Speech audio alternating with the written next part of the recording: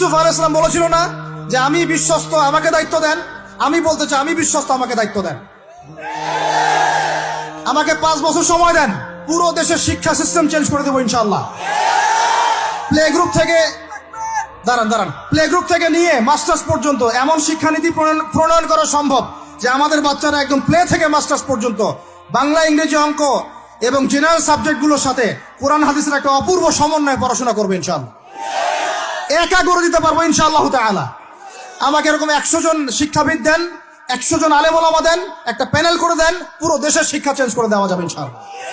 যাদেরকে রেখেছেন এদের মাথায় গোবর আছে, যাদেরকে রেখেছেন এদের মাথায় টাটকা গোবর আছে। বইপত্রগুলোর অবস্থা দেখেছেন? বইপত্রগুলো ঘাটাঘাটি করেছেন? সমকামিতা প্রমোট করছে আমাদের দেশের মধ্যে, ট্রান্সজেন্ডার প্রমোট করছে আমাদের দেশের মধ্যে, আমাদের বাচ্চা কাচ্চা কচি কাঁচা বাচ্চাদেরকে শারীরিক শিক্ষার নামে যৌন শিক্ষা দিচ্ছে। এগুলো আমাদের মুসলমানদের শিক্ষা? এটা চলতে থাকলে দেখবেন অচিরেই কোনো মানুষ বাচ্চাদেরকে স্কুলে পাঠাবে না, এটা অরুচি ধরে যাবে। তখন কি হবে? কোটি কোটি স্কুল, কলেজ, বিশ্ববিদ্যালয়ে খা খা করে পড়ে থাকবে, কেউ পাঠাবে না ওখানে। তখন মাদ্রাসা থেকে মানুষ ঢুকবে আরো বেশি। আমি তো দাবি জানাই উপরের লেভেল থেকে এমন একটা শিক্ষা ব্যবস্থা প্রণয়ন করা হোক যাতে আমার মাদ্রাসা গড়ার প্রয়োজনই না হয়। ওই সিস্টেম রাষ্ট্রীয়ভাবেই পড়ানো হবে ইনশাআল্লাহ।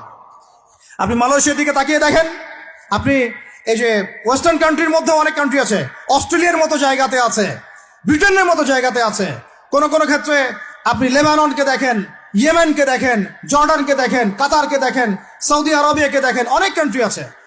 ভালো কাজের তো প্রশংসা করতে দোষ নাই, দোষ আছে? এমনকি অনেক পশ্চিমা কান্ট্রিতেও একদম উপর লেভেল থেকে ইসলামিক সিলেবাস প্রণয়ন করা হয়েছে। তার মানে এমন না যে তারা সায়েন্সকে গুরুত্ব দেয় নাই, ম্যাথকে গুরুত্ব দেয় নাই, ফিজিক্স পড়ায় নাই, অ্যাস্ট্রোফিজিক্স পড়ায় নাই, ইকোনমিক্স পড়ায় নাই। বিষয়টা এমন না, তারা ফিলোসফি পর্যন্ত পড়িয়েছে। ঘাটাঘাটি করেন, অনলাইনে সব মজুদ আছে।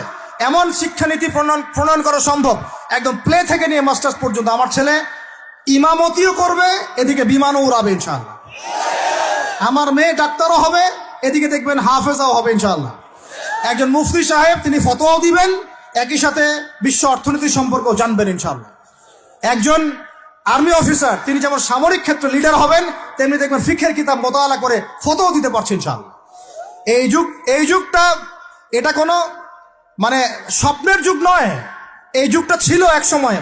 বেশি দিন দূরে যেতে হবে না, আপনি 200, 300, 400 বছর পিছনে যান, দেখবেন মুসলমানরা এমন সোনালী যুগ পার করে আসছে। অতএব এগুলো কোনো গাল গল্প করছি না আমি, এগুলো বাস্তবে রূপান্তরিত করা অবশ্যই সম্ভব, বারহাক সম্ভব, যদি এরকম কিছু মানুষের মধ্যে উদ্দীপনা থাকে, একটা সৎ সাহস থাকে, আমাদের উপর থেকে যদি একটা সহযোগিতা আসে এবং আমাদের মতো যারা ইয়াং তাদেরকে যদি মূল্যায়ন করা হয়, ইনশাল্লাহ দেখবেন বাংলার জমিন পরিবর্তন হয়ে গেছে।